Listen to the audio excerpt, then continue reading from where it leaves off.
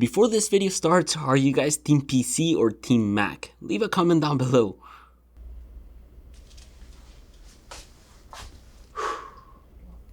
I'm about to teach you how to build a PC. Nice. Alright, let's get to it. Whoa, wait. No tape, man. Are you sure? It might come in No, handy. no. Motherboard. Great, motherboard. Okay. CPU. Check. Slowly. Okay. Drop it. I always have a hard time putting these in. I got it. No! Yo, John, wanna just put the memory in? Yeah, got it. USB in. Motherboard? Got it. Without the paper? Alright. Got the cooler. Don't touch it there. John, man, you got the wrong case. This way since Piece A. No.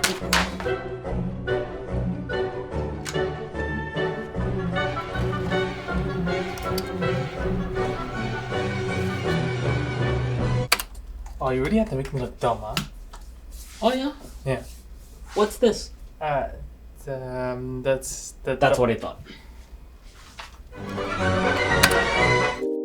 PC versus Mac. It's like an ongoing debate that's been going on forever. I've actually had the pleasure of using both extensively for the past like 7 years, and let me tell you, they both have their own pros and cons. I mainly use Apple computers to get my software development going and Windows PCs to create content and game with the boys. Finally though, thanks to Asus, I've recently had the pleasure to build a very similar spec computer and workspace that can very much take on the Mac Studio I've had in the office. This made me want to create this video to clear some doubts, go over the pros and cons of each, whether you should stick to Windows or Mac, and even go over simple things like design, performance, expandability, and more. Look, if we start talking about cost, I'd say both of these systems are spec'd very similarly. The Mac Studio comes in at $3,200 with a 10-core M1 Max CPU, a 32-core GPU, 64GB of RAM, and a 2TB M.2. On the other hand, for $3,900, I was able to build this Intel 16-core i9 12900K with 64GB of Kingston Fury RAM, 2TB of storage, and an RTX 3080. And while PC parts are currently a concern for most of us PC fanatics, it's no secret that high-spec Mac Studio devices are also taking a while to build. But with that being said, the thing that really doesn't do it for me when it comes to Macs is that my upgradability is very limited. So it almost pushes me to be patient and wait for PC components to build a proper build. Plus, GPUs at the time of this recording are starting to drop in price, and it's a lot easier to get parts on sale when they come on sale. Although, I will say that the cost associated with the Mac Studio does include the fact that you get to profit from the Apple ecosystem. Just don't forget that Apple's physical hardware does have an Apple tax to it. This doesn't change the fact that between both my systems, I want to say there's very little difference when it comes to I/O. My Asus ProArt motherboard has built-in Wi-Fi, a few USB 10Gbps ports, a couple of Thunderbolt 4 connections, great Ethernet ports, with one being a 10Gb Ethernet port and the other 2.5Gb one, and a bunch of jacks. If we were to compare this to the Studio, the Mac actually delivers more Thunderbolt 4 access with fewer USB-A ports and also a single Ethernet port. Let's not also forget that unlike the custom PC, the Studio only delivers a single HDMI 2.0, which is limited to 4K 60Hz. The fact that I can just rock a proper GPU that delivers a lot more HDMI connections that can support up to 8K 60Hz and the ability to use DisplayPort is a huge plus for many of us. Let's also not forget that you can rock dual GPUs in case you want more displays, and of course, depending on the case you are rocking, you might be able to gain a few more ports. Overall, I'd say the only thing I wish custom PCs had straight out of the box is an SD card reader. This is the main reason as to why I find myself connecting our Kingston workflow stations to most of our Windows PCs. Look, I haven't experienced a lack of ports on the Studio yet, but it's always nice knowing I don't need to worry about that with a PC. The only thing I do need to worry about is the lack of portability. I mean, look at this thing, it's huge. There's no way I can just unplug this and put it in a bag like the Mac.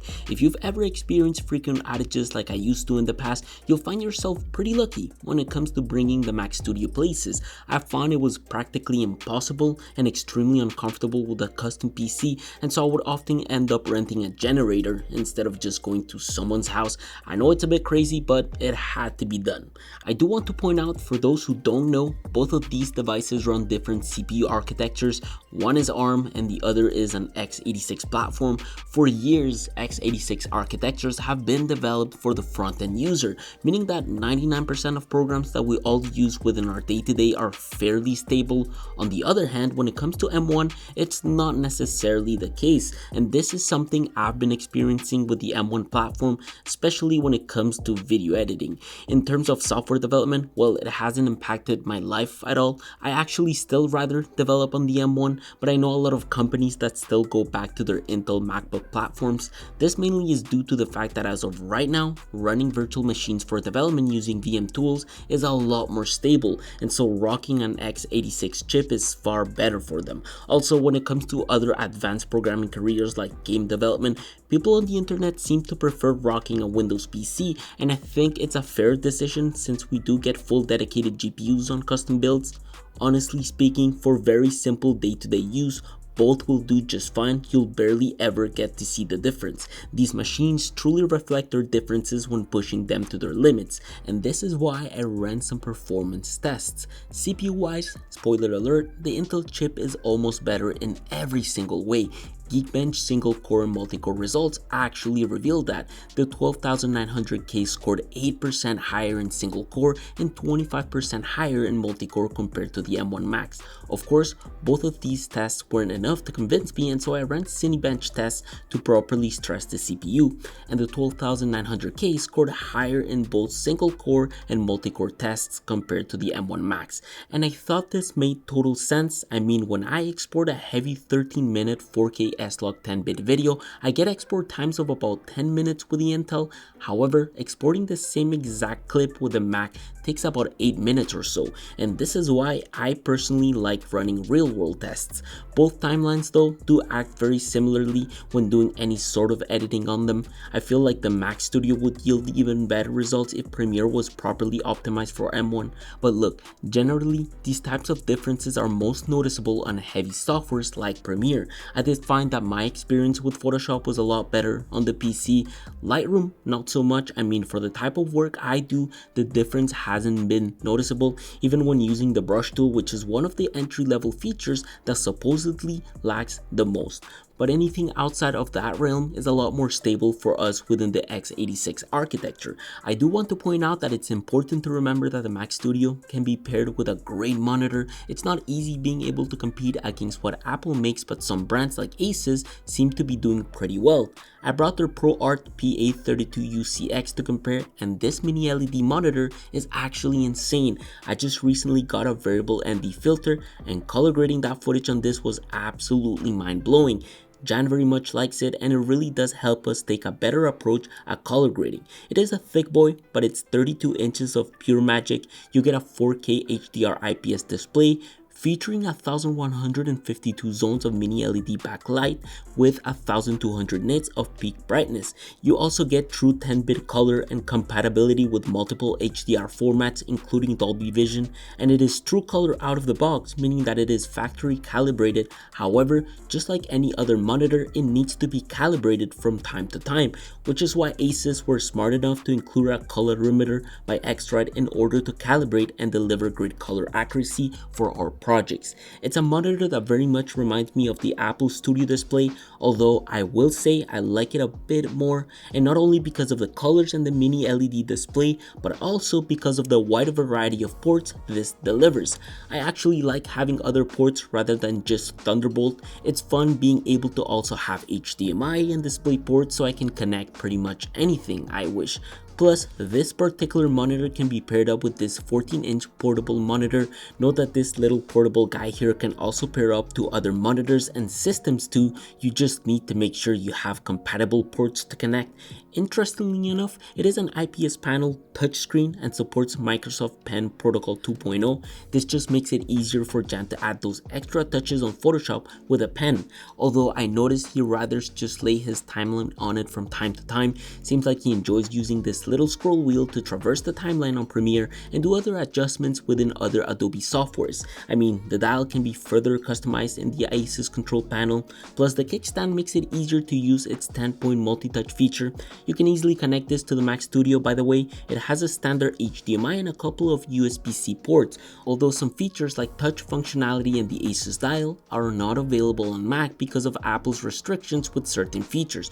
Just be mindful that regardless of that, it can still be used as a secondary display for more screen real estate, such as dragging your video editing timeline, but I still do think that custom PCs off the bat have way more freedom when it comes to choosing monitors, mostly when some of them offer FreeSync and G-Sync for gaming and DisplayPort connectivity. I truly think that the inability to game on the Mac is a huge downside for me. I often play Valorant at night with the boys, and not being able to do so on a Mac can suck. It's another reason as to why I rather stick with custom builds. I've tried playing AAA games on VMs using the Mac Studio and most games cannot be played. They just won't run on ARM. I just really enjoy taking advantage of my dedicated graphics card to be able to game and play at high resolutions, especially when you are rocking a color accurate monitor on games like Cyberpunk. It's an experience like no other.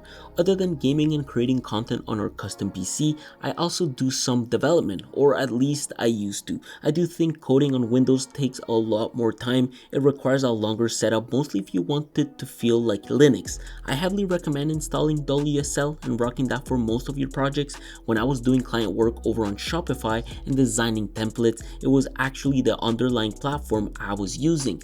Windows subsystem for Linux actually works super well when you know how to set it up. It almost feels like a Mac, but I will say that the Mac Studio is far better at getting up and running quickly. Plus, a lot of the software tools that weren't supported on ARM are now fully supported. Mac just makes your development a lot easier. Just know that even though that is true, some universities still rather you develop on Windows, mostly when you get into C++ and C# projects. I've always found that odd. As for noise and temperatures, we all know how good the Mac Studio is. Something that drives me crazy during our voiceovers is the fans in the background when our PCs are on. I've recently had to go back to the Mac Studio in order to record our voiceovers until now. I finally got proper fans and I'm actually debating on whether or not I should kill the RGB on these. Turns out that my back fan is a lot quieter. I feel like the Asus fans could have been a much better decision on the cooler as well. I mean, don't get me wrong, regardless of that, the PC overall isn't loud at all. For such a huge monster with so much power, it's actually quite impressive. Just hear how quiet it is even while I'm running a massive file in Unity.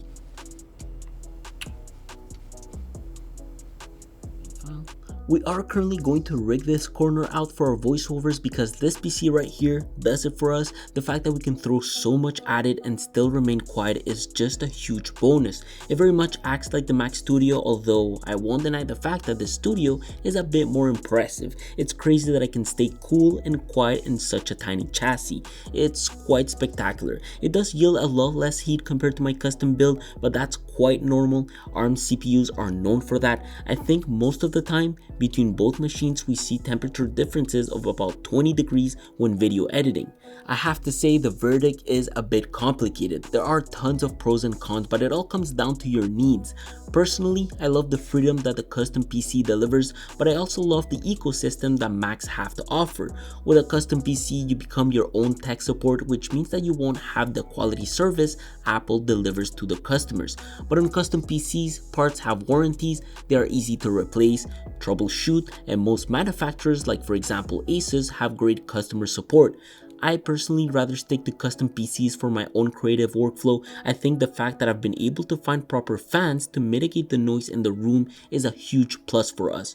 Now that I am located in a zone with fewer power outages, the size and portability don't really matter much for me, and so the final verdict in my opinion is Apple is easy, but easy is not always better.